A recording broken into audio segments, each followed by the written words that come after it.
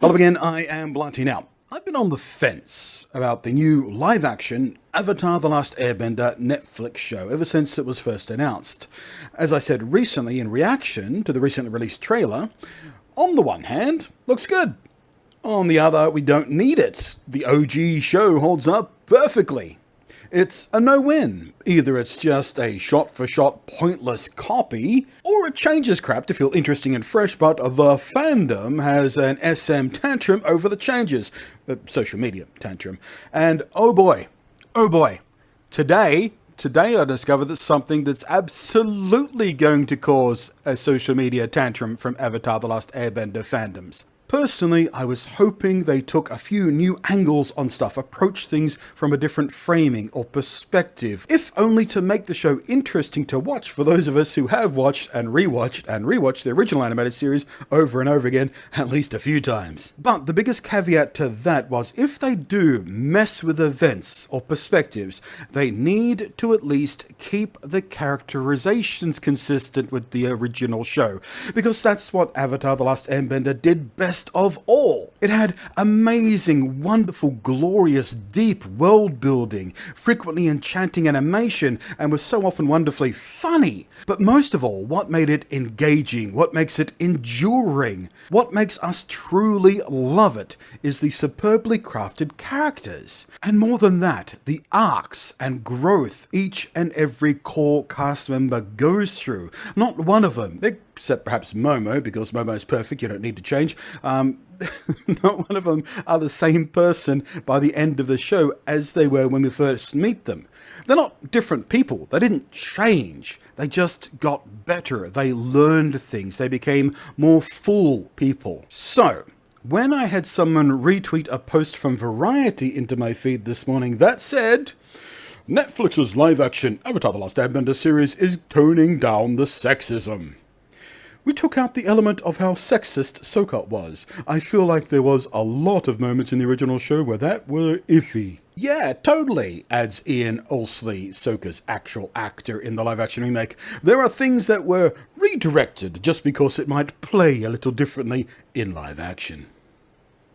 And that tore it for me.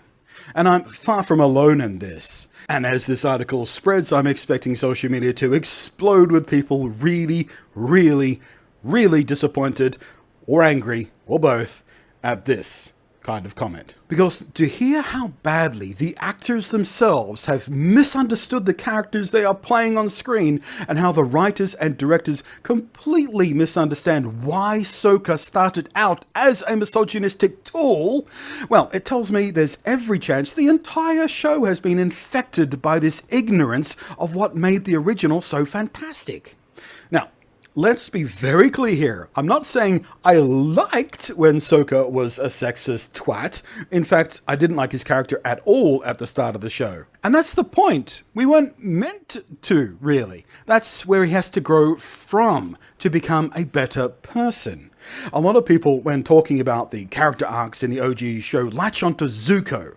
His villain to sympathetic ally and even hero arc is not all that uncommon in fiction. We see it quite a lot, really. We love to see it, to see the bad guy learn and become a good guy. But the way it was executed with Zuko felt really grounded, really earnest, and they took their sweet time with it. It wasn't just a one episode where he had a revelation. He goes, oh, being evil is bad and being good is good. I'm going to be the good guy now. No, he struggled with it for ages. It was a multiple seasons long journey for him throughout the entire show, and it was heartbreaking and wonderful to watch him grow. But Sokka's arc was more subtle in so many ways, and I think more interesting, because Sokka was always one of the good guys, fighting for what is right and just, and he had loyalty, he had honor, he had love, he had bravery, he had a sense of family and responsibility. But he was also raised under the pressure of expectations, what it means to be a man and a leader, and like so many young men in the footsteps of those who came before us, this led him to overcompensate his actions to what he thought being a man really is, amplified somewhat by the barely suppressed jealousy of his sister having power that he does not, because Katara is a bender. She has power. And being powerful Being the most powerful so you can hunt and protect is what being a man is all about, right? That's what Sokka believed. It is the shadow of what you might call toxic masculinity in today's parlance. We get a fistful of episodes in and several moments to demonstrate how Sokka thinks of and treats women, even his own sister, but by the time we get to episode 4, the Warriors of Kyoshi, the fledgling Team Avatar find themselves on Kyoshi Island, a place protected by a team of highly skilled warriors with dedicated training. And the big reveal, they're all women! And of course, Sokka's misogyny is smashed upon the rocks of Kyoshi's island as they handily defeat him, and he is deeply humbled by the skills and power and effectiveness of these warriors. And here is where we see the first step on Sokka's journey. He doesn't just admit, well, hey, you fight pretty good for girls. No, he has a full-on realization about his own flaws, his own narrow view, and how deep of a mistake it can be to underestimate an opponent in ignorance or an assumption. He doesn't just learn his lesson about thinking girls are weak and they can't fight. That's boring. It's so much more than that. The most important part is when Sokka humbles himself in front of the Kyoshi warriors. He doesn't just admit that the warriors of Kyoshi are good, or simply that they are worthy of respect as fellow warriors. He recognizes that he can learn from them, and much more, he must learn from what they have to teach him.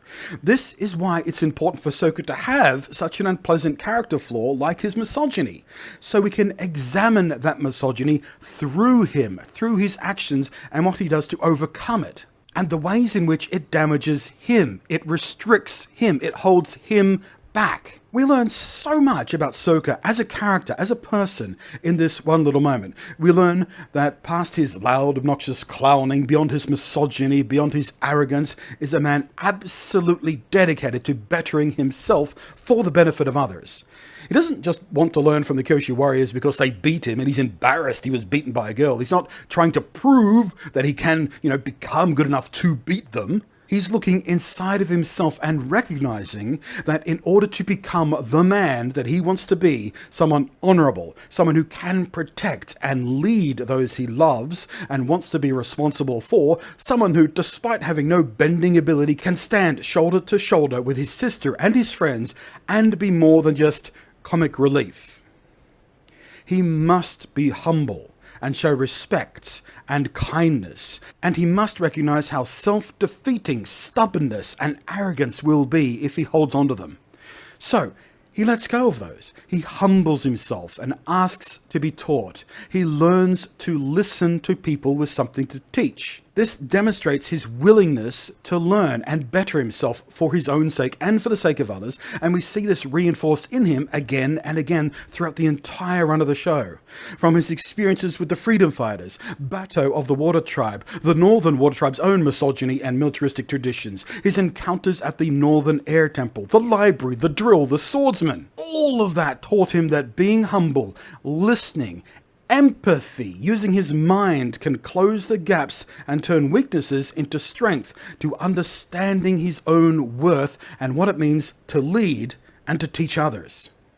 Sokka is not physically powerful or especially talented in martial arts. He's not stronger or faster or smarter than anybody else. He has no mystical powers. He's not a bender. He's just a guy. This is the absolute core of Sokka's character. This defines him and his entire journey. And it's this core that served him as he learned to fight, learned to be a strategist and a tactician, and learned to lead. Without him humbling himself as he did on Kyoshi Island, none of the rest of what would follow gets linked to what he was. And by the end of the show's journey, Sokka was not only a better person, but absolutely instrumental in the victory by the Day of the Black Sun. Sokka and his growth and his overcoming his own flaws and recognizing his own flaws is so vital to the entire flow of the show. You can't just delete a core character trait from Sokka just because it would be a bit uncomfortable to see on screen and then expect him to be the same character in the show. Maybe you can replace the misogyny with some other kind of ignorant arrogance or character flaw and get to a similar lesson. But I think it is important today, more than ever, to tackle his misogyny head on. I've seen how sections of today's young men are being hoodwinked by grifters like sex trafficker McNochin, selling them on a horrifically misguided and damaging view of what it means to be a man, and how to treat other people, especially if they are women. I think it is vital to show these young men characters like Sokka, and how true strength and leadership and honor doesn't come from belittling other people or imagining that you're magically better than them just because you're acting more abusive or more aggressive or more assertive. This absolute hokum nonsense about alphas and sigmas and betas. It's horseplop. It might as well be astrology. And you don't address these kinds of issues. You don't address sexism by pretending it doesn't exist, or that it's too unpleasant to see on screen, or that good people doing good things for good reasons can't also be a bit shitty and misguided because of how they were raised. You address misogyny and sexism by showing good people learning to be better people. You show them characters like Sokka becoming tremendous, magnificent people, wonderful, kind protectors, leaders, and yes, warriors, by being humble enough to learn and grow. You show them how embracing kindness and openness makes you better. It is a catastrophic mistake to tinker with Sokka's character in this way, by deleting his misogyny. And without Sokka being who he is, or who he was, you also damage the characters we'll see later in the series, like my own very favourite one, Toph Beifong. Toph is, in some ways, Sokka's reflection. She is extremely powerful, unlike Sokka, but because she is young, physically small, and blind, and a girl, she was constantly condescended to, while Sokka agonized about living up to expectations of being a proper man and a tribal leader. Toph had no expectations placed upon her. No one expected anything from her. Overprotected and hidden from the world, she was told she couldn't contribute, couldn't be somebody in the world because of her own limitations. So she overcompensated. She taught herself how to be powerful, how to be unstoppable, and in her determination to prove herself, to show the world she was not limited by being small and blind and a woman, she became, well, belligerent and arrogant and so fiercely independent she wouldn't ever accept any kind of help or sympathy or empathy from anybody. And she's really self-aware of this too. It's deliberate. It's not some sort of accidental character flaw. She does it very, very deliberately. And she understands why she's doing it. And it's something so many people with disabilities go through, even hidden ones other people can't see. But Toph, like Sokka, and in many ways because of Sokka and through Sokka, learned how to allow herself to be humble, learned that she can allow herself to be open, to show vulnerability, to be kind, and embrace all that she is and all that she can be, all that she's capable of. And like Sokka, none of this change altered who she is at her core. It didn't change her personality. It only made her better, stronger, and kinder, and ready to listen when she had one of the most important but smallest experiences of her life. This personal journey is reflected in all of the main cast in one way or another, from different perspectives, on different paths, but all learn the same lessons. But none so clearly and so well drawn and so grounded as Sokka, the most ordinary human of them all. It's not a path of redemption like Zuko, or a journey to fulfill a fated responsibility like Aang. It's just fundamentally ordinary and hopeful. If you screw with Sokka's core character, you disrupt the entire show. Sokka is so much more than the goofy, boomerang-tossing comic relief. He's the damn heart of the show. So now, I am deeply worried about Netflix's live-action adaptation, because if the people who are making it and the actors portraying the characters so desperately misunderstand why characters like Sokka need to start out with some unpleasant character traits that are difficult to see on screen, then they don't understand anything about what made the original so beautiful, so magnificent, so wonderful. And now I am no longer confused about why the people who made the original show stopped being a part of this remake. I think they saw this kind of stuff happening and couldn't change it. They got frustrated and walked out.